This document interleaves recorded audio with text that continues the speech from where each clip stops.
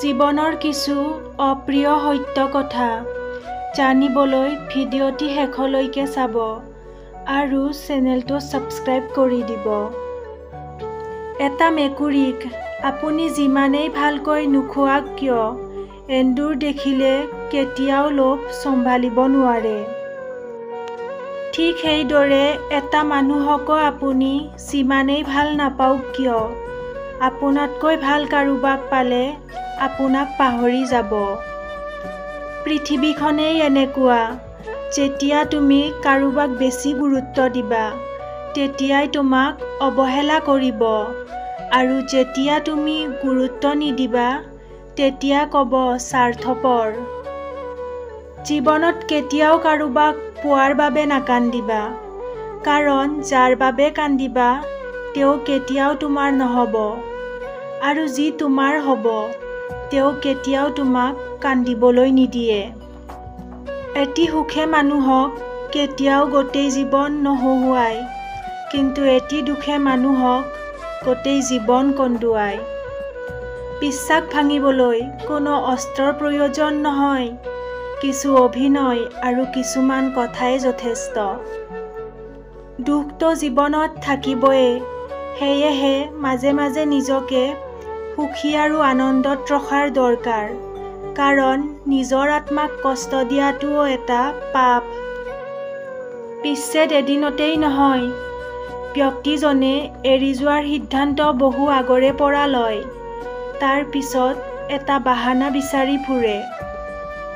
মিছলীয়াসকলৰ লগত কেতিয়াও কোনো বিবাদত লিপ্ত নহ'বা, কাৰণ তেওঁ তোমাক মানুহৰ কাষত এনেকুৱা মিছা কথা ক'ব যি তুমি কল্পনাও কৰিব নোৱাৰিবা।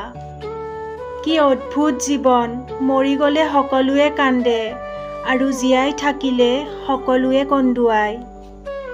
কাজিয়াৰ পিছত বাৰে বাৰে ভাবো তেওঁৰ সৈতে এয়াই শেষ কথা আৰু কেতিয়াও কথা নাপাতো, কিন্তু অলপ সময় পিছত বুজি পাওঁ তেওঁ নহ'লে মই এক মিনিটো থাকিব নোৱাৰোঁ। মানুহে সেই যুদ্ধখনত কেতিয়াও জিকিব নোৱাৰে যি যুদ্ধত শত্ৰু তাৰ আপোন মানুহেই হয়। তিতা হ'লেও সত্য, লাহে লাহে আপোনাৰ বেষ্ট ফ্ৰেণ্ডেও এদিন আপোনাক পাহৰি যাব। যিবোৰ সম্পৰ্কত সকলো সময়ত কাজিয়া হয় সেইবোৰেই সঁচা ভাল পোৱা, কোনেও কাকো বুজিব নিবিচাৰে। অতিৰিক্ত ভাল পোৱা, ল'ৰাই হওক বা ছোৱালী, কোনেও হজম কৰিব নোৱাৰে। জীৱনত এনেকুৱা কিছুমান মুহূৰ্ত আহে যি ভাগ্যক মানি লোৱাৰ বাহিৰে কোনো উপায় নাথাকে। এই তিনিটা কথা কিছুমান মানুহৰ হজম কৰাৰ বাবে বহুত কঠিন হৈ পৰে। সহজ কথা, সত্য কথা আৰু উচিত কথা। জীয়াই থাকোঁতে কেনেকৈ জীয়াই আছা কোনেও জানিব নিবিচাৰে, কিন্তু মৰি গ'লে সকলোৱে আহি সুধিব মানুহজন কেনেকৈ মৰিল। মাক অনলাইনত নহয় অফলাইনত উইচ কৰা, কাৰণ তেওঁ তোমাক জন্ম দিছে, ডাউনলোড কৰা নাই।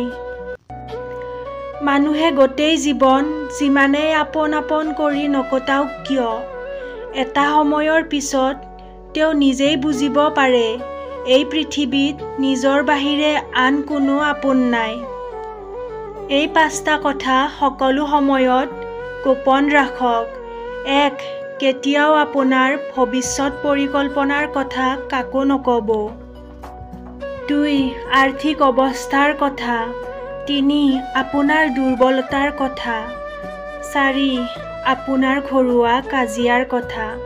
5. কাৰোবাৰ সম্পৰ্কে বেয়া ধৰণৰ কথা। কথা দি কথা ৰখাৰ চেষ্টা কৰক, নহ'লে আপোনাৰ ওপৰত মানুহৰ বিশ্বাস নাইকিয়া হ'ব। বিশ্বাস আৰু সম্পৰ্কৰ মাজত বন্ধুত্ব গভীৰ। য'ত বিশ্বাস নাই সেইখিনিত সম্পৰ্কও নাই, আৰু য'ত বিশ্বাস আছে সেইখিনিত সম্পৰ্কও আছে। মানুহে কেতিয়া হিংসা কৰে জানে? আপোনাৰ উন্নতি দেখি, আপোনাৰ সুখ দেখি, আপোনাৰ ইনকাম দেখি আৰু সুখী হ'ব মাথো আপোনাৰ কষ্ট দেখি। সময়ৰ কোনো হাত নাথাকে, কিন্তু মাজে মাজে এনেকুৱা থাপ্পৰ মাৰে যি গোটেই জীৱন মনত থাকি যায়। কাৰোবাক ভাল পাবলৈ বহুত পথ আছে, কিন্তু তেওঁক পাহৰিবলৈ কোনো পথ নাই। জীৱনত যদি দুখ কষ্ট পাই থাকে, তেনেহ'লে ভয় নকৰিবা, কাৰণ ভগৱানে তাকেই বেছি পৰীক্ষা লয়, যিয়ে সকলো সময়ত সৎপথত চলে। মানুহে প্ৰশংসা মনৰ পৰা নকৰিলেও হিংসা কিন্তু সম্পূৰ্ণ মনৰ পৰাই কৰে। ছিংগল থকাৰ সুবিধা, মিছা অভিনয় কৰিব নালাগে, কাৰোবাক হেৰুৱাৰ ভয় নাথাকে, কষ্ট পাব নালাগে, ৰাতি শান্তিত শুব পৰা যায়।